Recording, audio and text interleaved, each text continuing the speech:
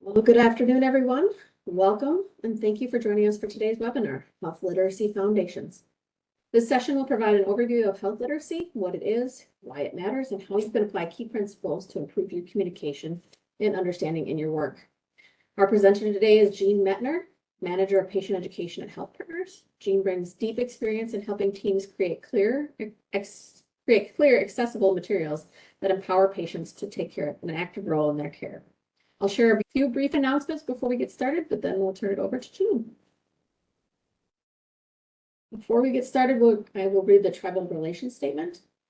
Every community owes its existence and vitality to the generations that from around the world who contributed their hopes, dreams, and energy to making the history that led to this moment.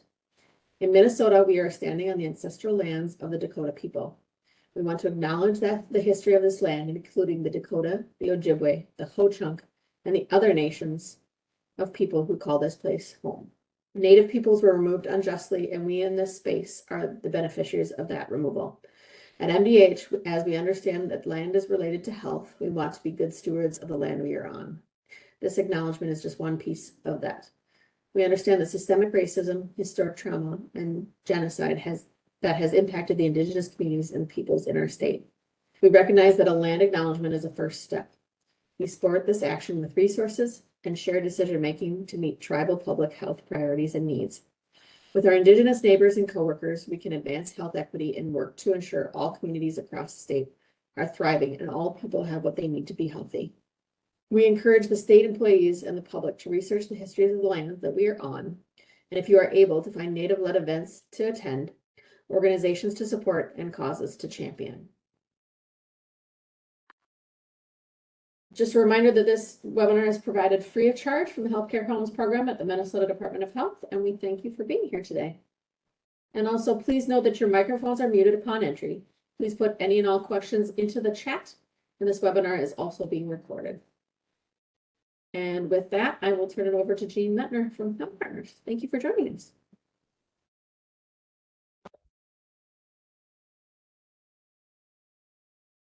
Jean, you're on mute.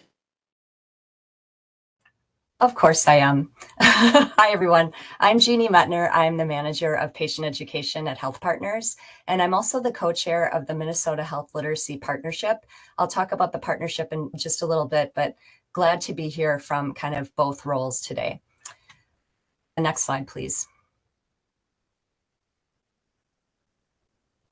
So just a couple of polls hopefully are being launched, or if not, you don't have to launch them, Catherine, but one of them I think that came in was just something fun. What's your favorite part of October? And then I'm also able, I think, to monitor the chat a little bit here. I have some split screens going on just to know what is your familiarity with health literacy on a scale of 1 to 5, 1 being like no knowledge at all and 5 being proficient. And that, if you're able to send those scores in a little bit, that'll kind of help me to understand where we're at with the presentation itself. So next slide, please.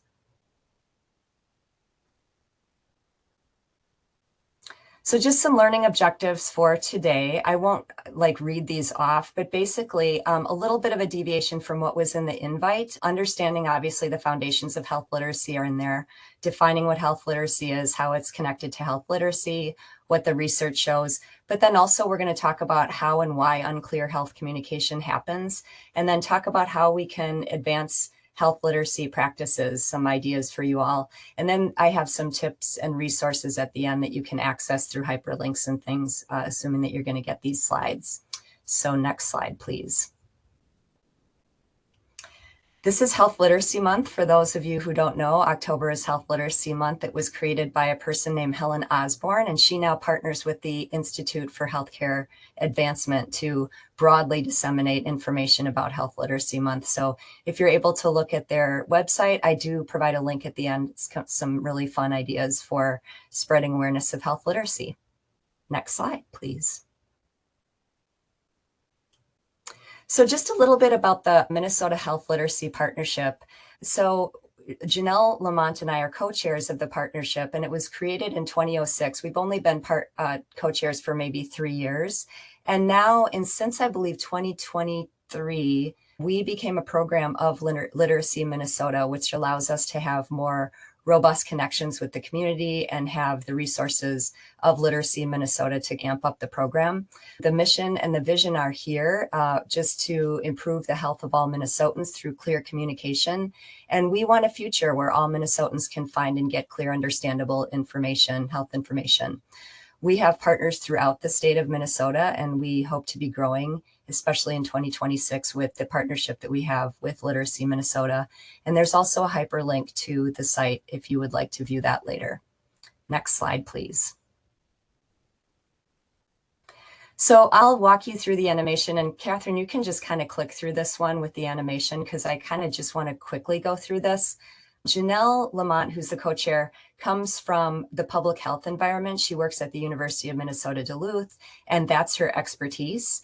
I come from the lens of patient education, being at Health Partners and working in patient education. So I just wanted to quickly kind of show you what that means. We provide education around the care encounter, which means either before, during, or after a clinical visit, inpatient education, and that can touch many places. It can be the emergency department, the inpatient setting if you're hospitalized, clinics, virtual visits, and then the where or the when is, again, anywhere, anytime around that care encounter. It can be before, during, or after the care encounter. And then the how, I won't go through these, but that how section is really all the different ways that we deploy content for patients. And the whole point of this slide is just to show you, number one, that that's the lens that I'm bringing to this presentation, is educating patients, which hopefully will also resonate with you all. But that bottom line, health literacy is embedded in everything that we do, you know, at any point of care, regardless of the tool that we're using to deploy the content, regardless of the setting, and regardless at the point during which you're getting the information. Health literacy is our best practice across the continuum of that experience. Next slide, please. So just getting into the health literacy foundations portion of the conversation now. Next slide, please. What is health literacy? And Catherine, you can kind of just go through this animation too.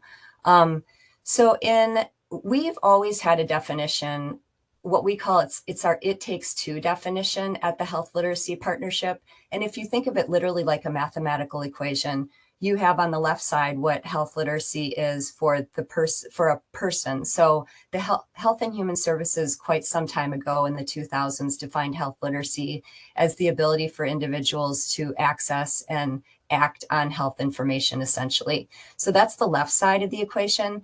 And then the right side of the equation is what we as individuals in the healthcare system, as staff members, as care team members, clinicians, what we can do to provide clear and understandable health information.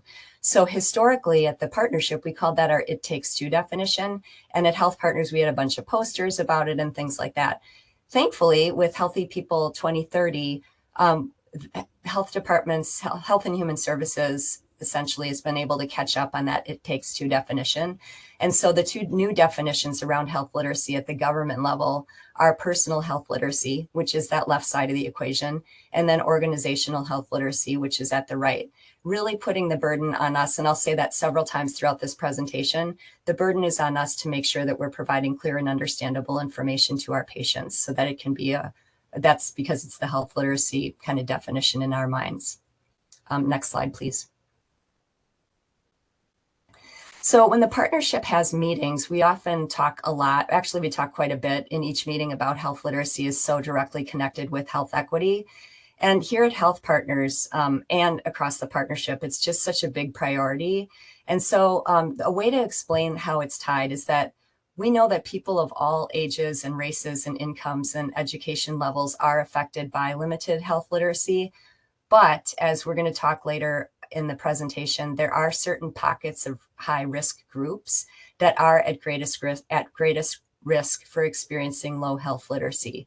And so kind of flipping that around, most people who are at risk for experiencing health disparities are also most at risk for having health literacy challenges. And so by using our health literacy best practices, which again, we'll talk about in this presentation, we're all working to achieve health equity. Next slide, please. And I am not able to see the chat. I don't know if suddenly that went away. So just wanted to give a little heads up, Catherine, if you're seeing things in the chat. I am not. So I apologize. I will let you. Okay, so just what the research shows. So this is an old, all of this information comes primarily from the National Association of Adult Literacy study that was done way back in 2003. But sadly, we don't currently have the level of research, the robustness that we have from the 2003 research. We're still waiting for health literacy research to kind of catch up a little bit. But the research that you're seeing here on this slide stems from the NAAL survey. And what it was about 19,000 individuals were participating in this survey, age 18 and older. And what they did was they actually, in addition to having assessments on functional literacy, which is just, literacy itself, they also had a section on health literacy. And what they did is they evaluated people's ability to understand information like pamphlets and directions on labels and things like that. What they found was that, and then they divided them, I should mention too, importantly, into 4 different levels. So based on how they responded, they scored as below basic, basic, intermediate, and proficient. And what they found was only about 1 in 10 of people were in that proficient level, and about a third of us had low health literacy. And that was defined as either being in the below basic level or in that basic level. So what that kind of means, to break it down, is that only about a third of patients were able to answer correctly what it meant to take 2 tablets twice daily on a medication label. Another finding from this is that 42% couldn't answer what take on an empty stomach meant. And then this statistic maybe shouldn't surprise any of us if we've ever seen informed consent forms, but 60% of the respondents did not understand informed consent. So lots of work to do in that space. And there's a lot more findings around this study, and it kind of breaks things down too as to what would constitute low health literacy, some of the activities in each of the categories. Catherine, were you going to say something? Okay, I thought I heard someone. Okay, next slide, please. So why does it matter? The reason that it matters is multi-pronged. Low health literacy, we do have quite a bit of research on what low health literacy means in terms of health outcomes and expenditures. And first of all, it undermines safe and effective care. It definitely results in more frequent use of the emergency department, but also people are accessing preventive care less frequently when they are having health literacy challenges. Not surprisingly, there's also barriers to people's care when you're not able to understand the information that you're seeing. It's going to create a barrier between you and the clinician's information, and then a barrier in the care experience. It works against that positive experience with the healthcare system that we have. And then lots of research has been done on the healthcare costs associated with having health literacy challenges. And the data that we're seeing is that it can result in $1.6 to $3.6 trillion annually in increased expenses. And that's by way of some of the things mentioned above: the increased use of the emergency department, medication errors, more frequent hospitalizations, more frequent rehospitalizations, access to preventive care screenings, etc. Next slide, please. So another important aspect of health literacy is numeracy. And I guess a simple way to define that is mathematical literacy as it relates to health. And so it's our ability to really use numbers and data to make health decisions. And you can kind of go through the animation here on this one, Catherine. So for example, the way that we read food labels, or if we have medication that we get as a prescription, and then we are told by the doctor that we have to, readjust the way that we take that prescription, but yet we still have the bottle. So that requires some processing of numbers to see how our medications need to be adjusted when the label is still the same. And we don't know, we can only go by the doctor's instructions. I talked about reading food labels.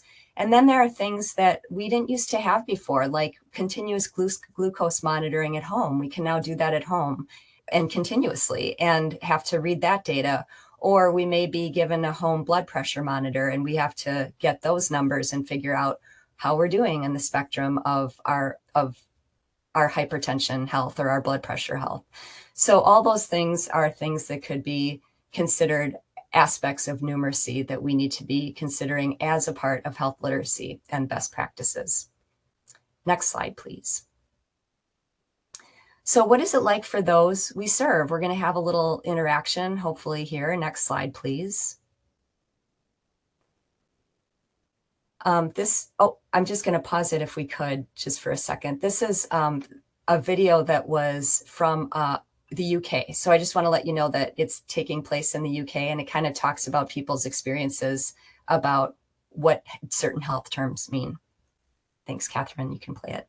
Thanks, Catherine, for showing that. So that video is not new. I mean, it's not recent. I couldn't give you the date on it. I forgot to look it up before this presentation. But a lot of times people look at this and say, I mean, I'd say it's maybe, it's several years old, but before COVID. And a lot of people say, well, things have changed though so much. I mean, don't people understand those terms? Because now we have access to so much more social media and TikToks and the answer is, along with that can also come medical misinformation. And so things really haven't changed just because the availability of, or there's more technology to access information through, doesn't necessarily mean that our health literacy is improving along with it. So unclear communication still happens by way of lack of explanation in these videos or by way of medical misinformation, frankly.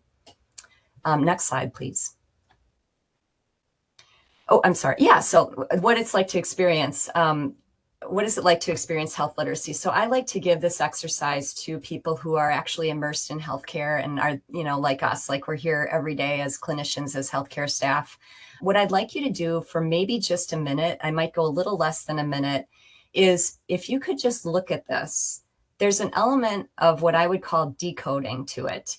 But what I would like you to do is read this article. So it will require you to decode, figure out what that code is, you know, read the article. And then I'd like to just come back and regroup, and maybe we'll do a little chatting about it if possible. So I'm going to give you a pause and just give you maybe a minute to read this, and then we'll regroup.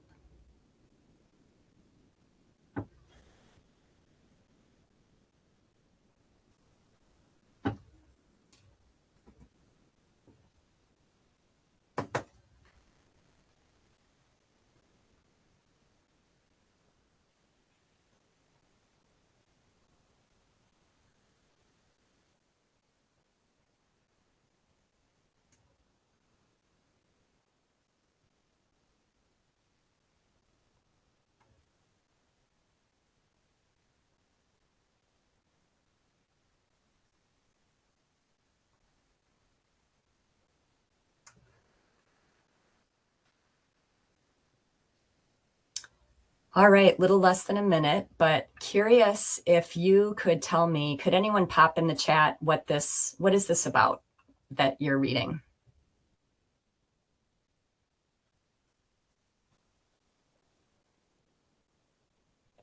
No idea. Ethernet cable, Roku. Yep, Roku. So that's correct. It's about Roku. And for those who cracked the code, and I see many of you did, the words are spelled backwards. So once you could crack the code, you were able to understand, well, you were able to read it.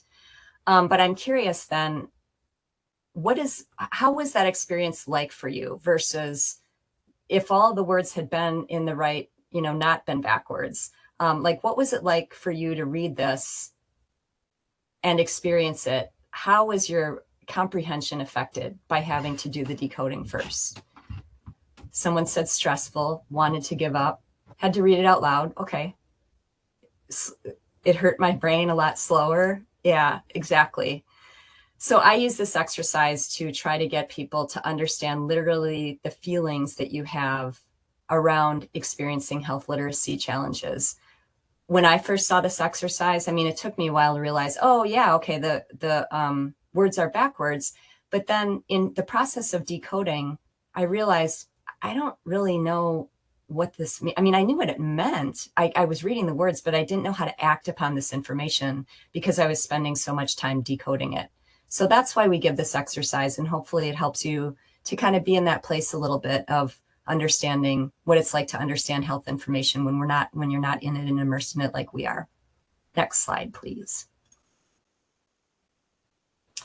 So I love to give this, it's a little bit easier live, so we'll see how we do this with the chat, but I like to give this as an exercise in complicated terms. And so the left side, Catherine, for example, if you could click on the first one, but just do one click. So cubic containment system, that's a super fancy word that we made up at the partnership for something very simple. So can you all guess what a cubic containment system would be? Like, what's a super simpler way, much simpler way to describe what that is? What's your guess? Box, exactly. So if you could click on box, Catherine, and then go to the next one. What about misapplication elimination device? What do you think that means? Eraser, excellent. Eraser it is. Bing, bing. Okay, then the next one, please. Hair strand redistribution mechanism. Comb, yes. Next slide, or next bullet, please. Vermin de-infestation apparatus.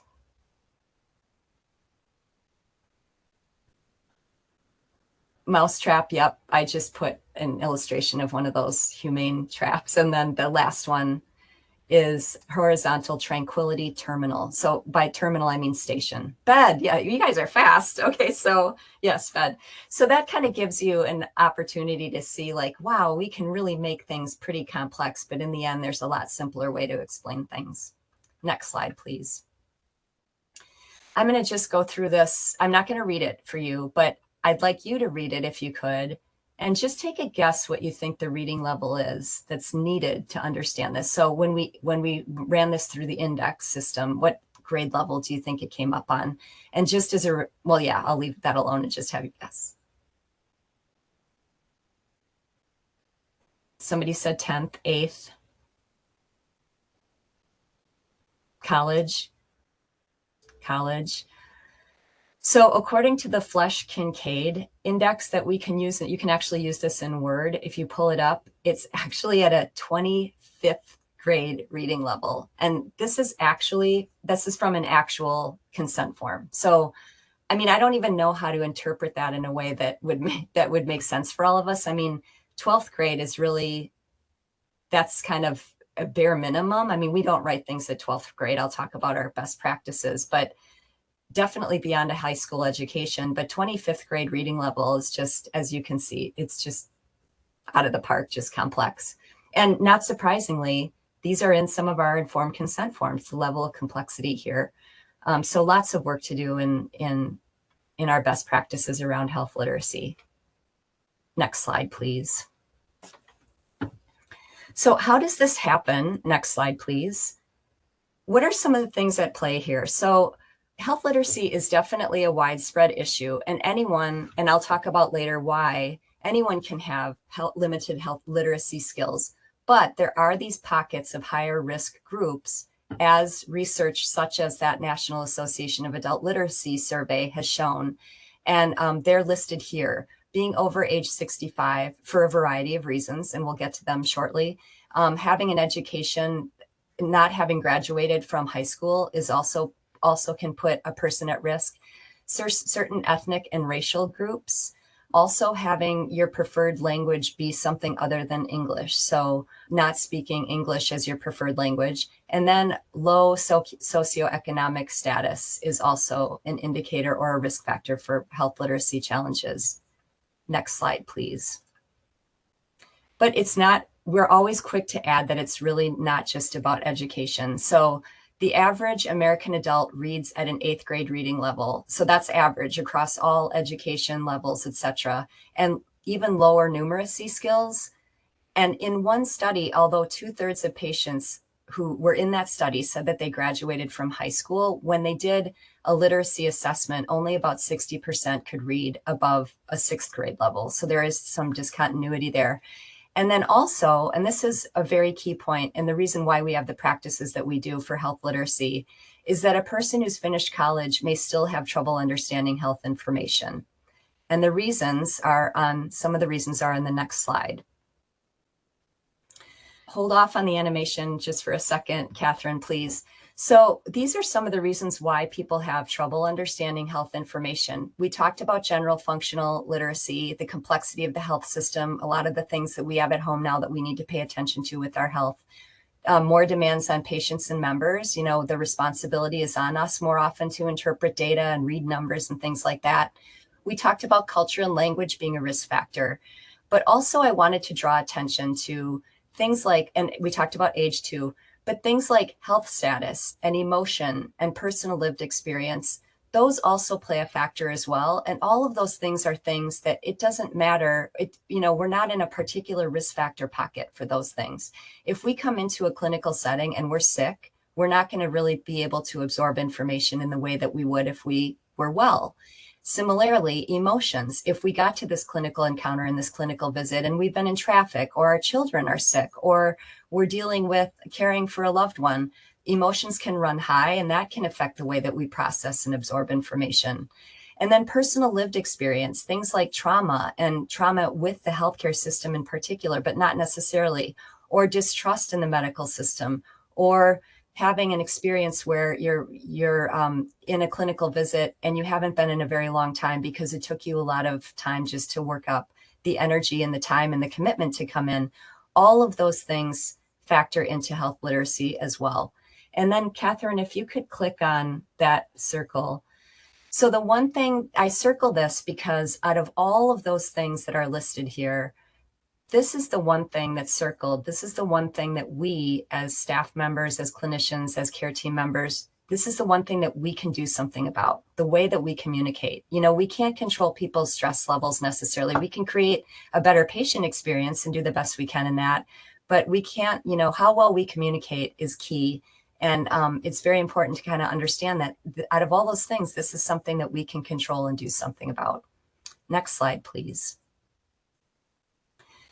So why does unclear communication happen? Well, there's lots of reasons, and some of them are listed here. It's what we say and what we do and don't do. So we use jargon, complex terms, we use words in unfamiliar ways. We may not assess, what people already know. We may make a lot of assumptions about what people know, or we may overestimate what people know and what they're currently doing about their particular health concern. Next slide, please. So here's another, just to kind of around getting to the what we say component of that previous slide. This is another fun exercise, hopefully fun for you, about the use of difficult terms. So, and I tried to, when I met with Catherine earlier, to try to make sure that these were kind of shaped for you, for the work that you're doing. So there's a column of instead of, and then Catherine, if you can click on the next column, and then there's a column of use. So instead of the complex term, which will be on the left side, what might you say instead? Could somebody chime in? What would you say instead of hypertension?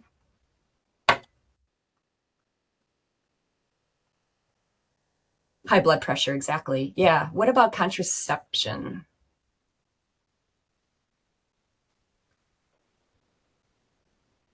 Birth control, yep. And then what about cognition?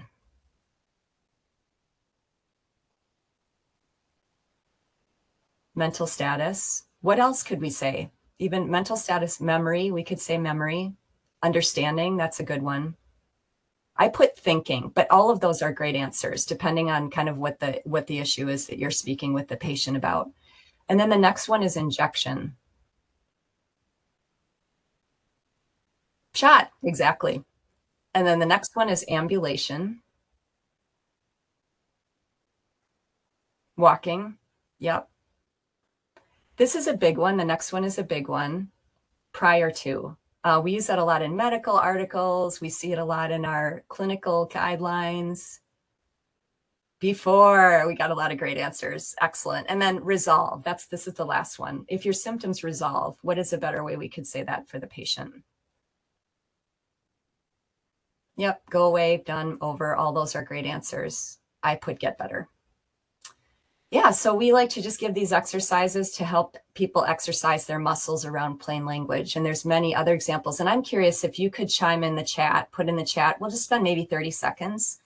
What are some examples that are not here that you deal with in your practice or your daily work of something that's complex, like a term that you see? And then what's a way that you use simpler language to describe it? Prevalence. So somebody said prevalence. What would be a great way to say prevalence better?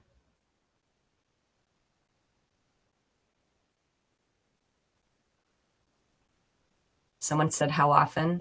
That's great. What's another example? Any other examples of complex terms, or reverse? Like, are you using simpler terms to replace the complex one? Just curious what thoughts you have.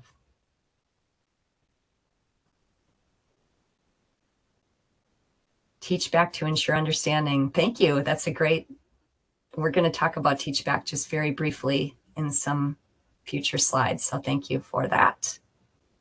Cardiac. What's a good replacement word for cardiac? If you talk about cardiac health, what would be a good replacement? Heart. Yep. Heart. Exactly. So keep up the examples in the chat as we move to the next slide. I mean, we can all kind of benefit from continuing to review some of those examples. Another example of, and these examples are real life situations. We talk about examples a lot in the partnership because we're still experiencing them, challenges that we have with people understanding and how we can do better in that space. So on the left side, Catherine, if you could click on that, a care team member says, your foot infection is so severe, we won't be able to treat it locally. So what do you think the patient is hearing? I'm just going to give 10 seconds. You guys are so fast in the chat. In-house, in town. Yep, they're thinking that, aren't they? They're thinking travel when really the care team member. So if you can click to the next slide. I hope I don't have to travel far. I'm flying. Oh, sorry. I didn't mean to say slide. Could you go back, Catherine? I'm so sorry. So yeah, the care team member means we can't treat this with, a balm or a salve. We're going to have to give you something systemic, a pill. But the patient is reading it as, oh no, now I'm going to have to go out of town for my care. Next slide, please. And then we don't always assess, back to that slide earlier about, what we do and don't do. We don't always assess what our patients and members understand. So, and you can go through these, Catherine, you can just go through the animation. There's a lot of reasons for that. One is certainly lack of training about health literacy. We want to always be sure that we're mindful of the way that we deliver messaging and make it clear and understandable. We underestimate what a patient may need in terms of the communication and the level of instruction and action-oriented information. And then we overestimate the effectiveness of the way that we deliver our communication. And then, of course, we're always strapped for time in the clinical setting. That's always an issue. So next slide, please. So in the space of making assumptions about what we think people do and don't know, this is another example, real world example that we received through, I believe this wasn't in Minnesota directly, but something that came through our national collaborations. A 2-year-old had an ear infection and is prescribed an antibiotic. Next. And then, so her mother understood that her daughter should take the medicine twice a day. That was clear. But she studied the label on the medication and it didn't say how the medication should be given to her daughter. So what she did is she filled a teaspoon and poured the medicine into her daughter's ear. So it was actually an oral medication for the ear infection. And instead she had poured it into her daughter's ear. And lots of other examples that we hear too. A real common one that we hear is taking with food. I had a previous co-chair, her grandmother was at Thanksgiving one time, and she said she saw her grandmother was wrapping a pill into a roll, like a little crescent roll or something. And she said, well, Grandma, why are you wrapping that pill in the bread? And her grandmother said, well, they say to take it with food. So she very literally was putting the pill inside the food when she was taking it, as opposed to taking it with the meal. If you have other examples that you've heard, I'd welcome them. If you want to put them in the chat and chime in that way, that would be great. Next slide, please. And then this is one of my favorite slides about clinicians overestimating what patients understand. So this was way back to about 20 years ago, but I think it would probably still stand to reason if we're still seeing the health literacy challenges that we see today. So what they did is they had a person who is standing outside of the clinic, and then they had a person who was in the clinic, these kind of the people surveying. And what they did is they asked the patients what their understanding was of the instruction that they heard from the doctor.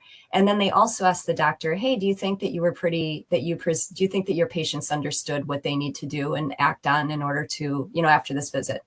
And what they found was that 80% of clinicians reported that, yeah, I think I did a pretty good job. I think they understood what they were being told. But only 37% of patients reported that they had a good understanding. So there's definitely a disconnect there and a gap that we need to continue to address. Next slide, please.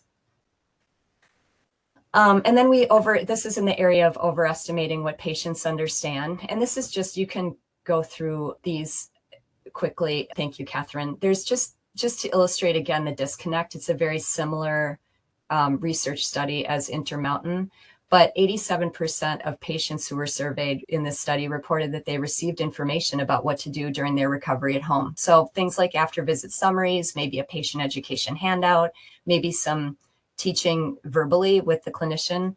But only 52 of those patients strongly agreed that they understood the care that they received when they left the hospital. So there is that disconnect again that we need to address.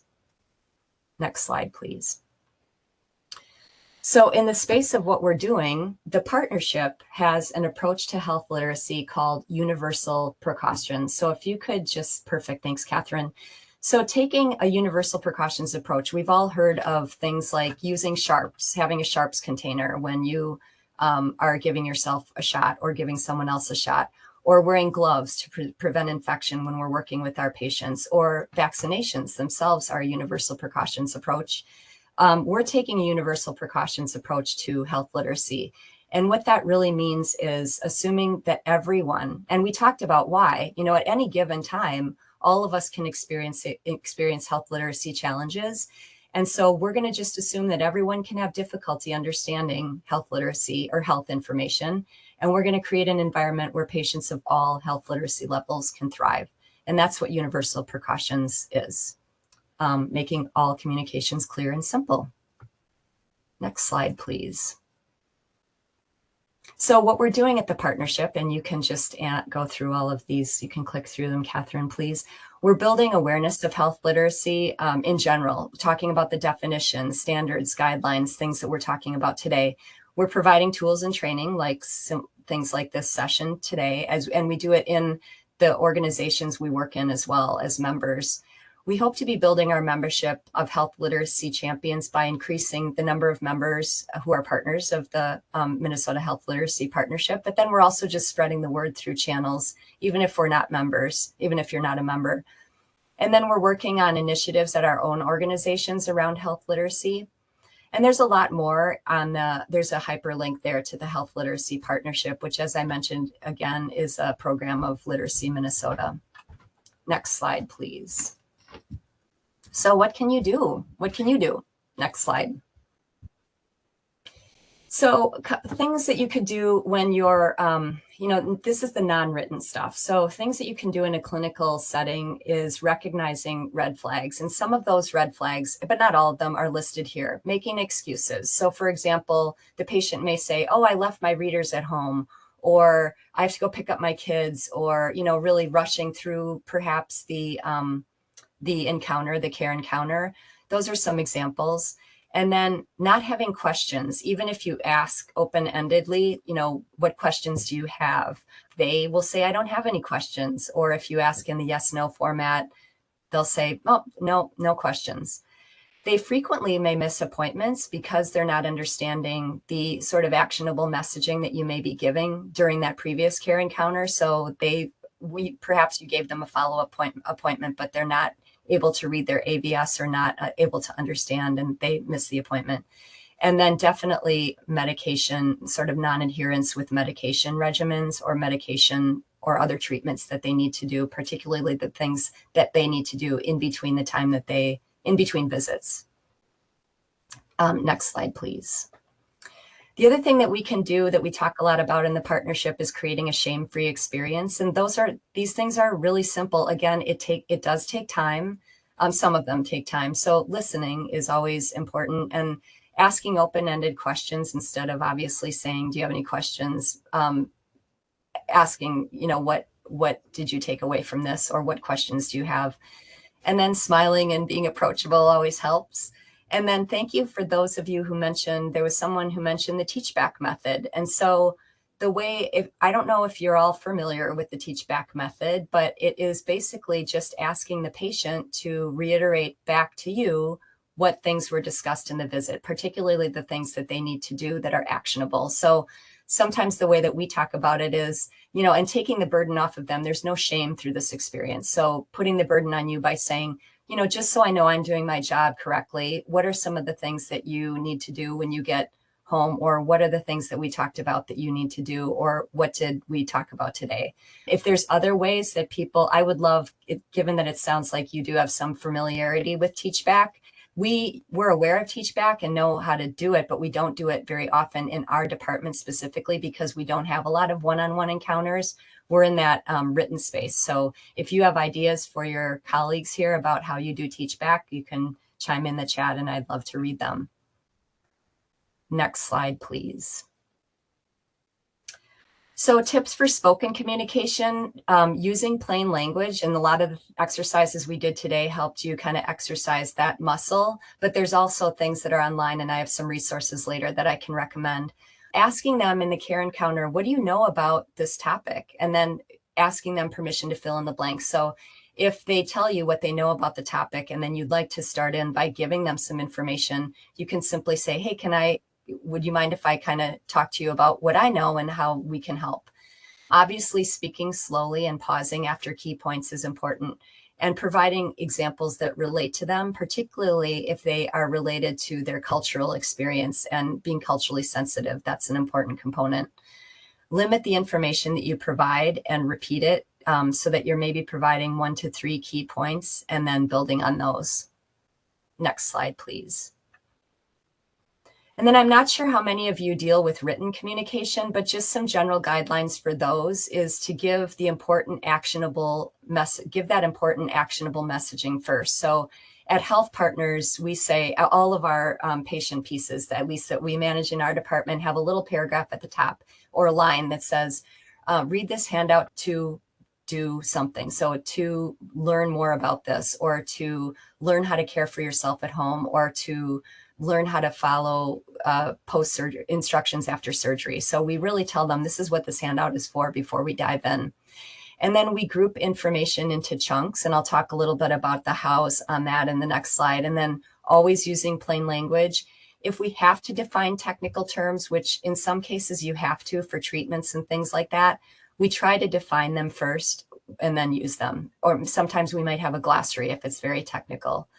And then we never give patients content that's been written for clinical audiences. Sometimes people may say, I read this medical journal and it had really great information. Can we share this with our patients? And our standard is that we don't ever disseminate content that's written for clinical audiences to our patients. Next slide, please. So in the written area, tips for creating health literacy friendly writing is just really straightforward things, clearly describing the purpose for communicating, going back to that one sentence that I mentioned as an intro, actionable messaging, emphasizing what to do throughout. So, using action-oriented verbs instead of saying, you should do this, or you should make sure that you cover your wound. We just say, cover your wound. We use clear headings. We break up content by using clear headings and bullets and lots of white space so that what they're seeing visually isn't overwhelming. We keep the sentences short and simple, and that helps us to maintain our reading level and to maintain our health literacy best practice standards.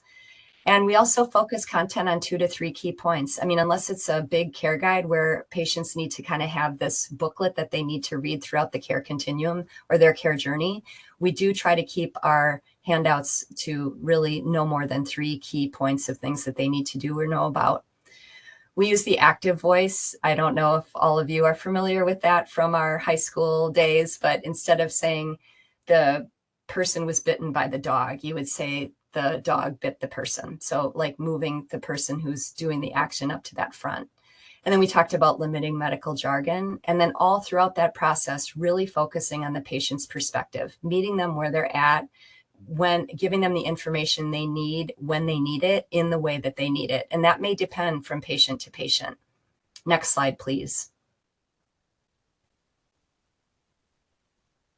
So just 5 takeaways, and you can run through these, Catherine. The definition of health literacy we talked about is including ability, so obviously the competency of the patient, but also really the burden is on us. That responsibility is with us to provide clear and understandable information. We've learned, hopefully, that health literacy affects health outcomes and health costs by way of the research that we have. And then the work of advancing health literacy is not, again, it's not on us. I'm kind of probably intentionally being repetitive here. The burden is not on the patient, it's on us. And what we say and what we do really matters all the time, in advancing health literacy.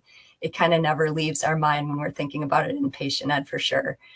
And then we talked about all those boxes that had things that there's that one thing we can control, which is the way that we can communicate. But anyone in any given moment can experience health literacy challenges. It's not about education. It's not about how, well, even maybe we understand the healthcare system. If we're stressed, emotions are high, etc., that can have a bearing. And then our best practice is universal precautions. Next slide, please. So here's some resources to access. These are all live links to a variety of things. Obviously, the partnership, which I provided that link earlier in the presentation too. The Institute for Healthcare Advancement has information not only on Health Literacy Month, but a lot of tools on health literacy in general. There's another video that would be great for you to watch that is too long, but it really breaks down what are health literacy best practices. And it interviews both patients and providers. So it's from the University of Maryland. It's really worth a watch. I think it's like 10 minutes.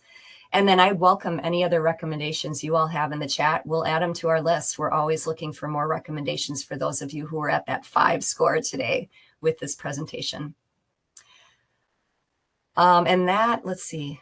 Oh, and then one thing, I just would love it if you would chime in the chat. What's one thing that you're going to do today to advance health literacy as a result of what you heard? And again, maybe for many of you, this was all repeat information, but even so, what's one thing that you think that you could do today to advance health literacy?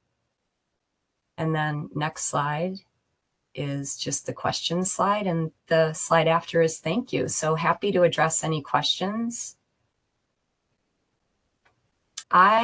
Catherine, I will let you field the question about whether the links will be emailed out. I don't know if okay. I will be sending out, the links in the next week, less than a week or so, once I get the video posted. But yeah, we will follow up with an email with the links as well. Great, thank you. Do you recommend any specific organizational health literacy assessments? You mean for becoming a health literate organization? I mean, you did mention the 10 attributes, and I would say, I think that's from the ACHQ or HCHQ, right? Yeah, Agency for Health Quality. Anyway, I'm sorry for not knowing that off the top of my head, but that is a great resource, the 10 attributes of health literate health organizations.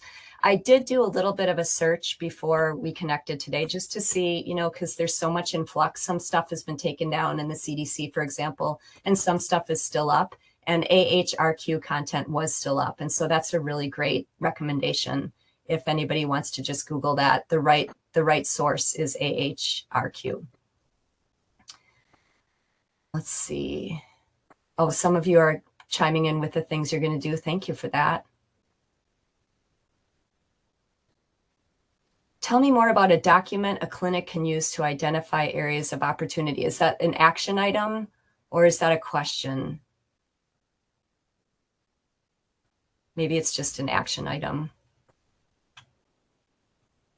Try not to use the term prior to. Great, that's awesome. We have this plain language pledge too that I believe is on the Institute for Healthcare Advancement. It's called, I believe that they're the ones that sponsor what's called the plain language pledge. And you can go online and click on a link that allows you to print out a piece of paper that says, what word are you not going to use? And so that's great. Prior to is a great word.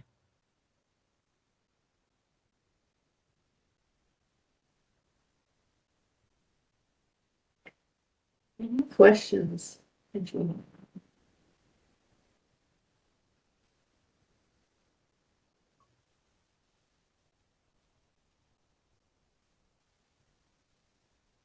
Lots of good comments.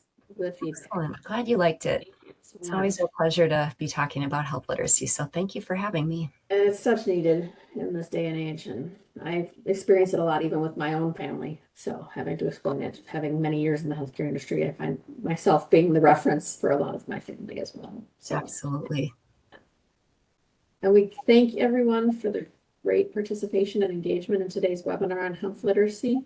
We've hoped you've gained some valuable insights that you can apply in your practice right away. Before you go, we'd greatly appreciate it if you could give us a few minutes to complete a feedback survey. Your input helps us improve future webinars and tailor content to your needs. The survey is in the link and will also be shared in an email that, like I said, that will be going out to you within the next week. And I'm not seeing any questions. You must have been so literate in your explanations. Perfect. So appreciate it so much. Yeah, thank you so Thank much. you for Thanks joining. everyone for taking the time. Yeah, thank you so much. You're getting lots of thank yous. And thank you everyone else for joining us today. And thank you for your dedication and improving healthcare for all Minnesotans. And we look forward to seeing everyone on our next webinar, which will be in December. We will not have a November webinar this next month. So we will have 2 in December for you.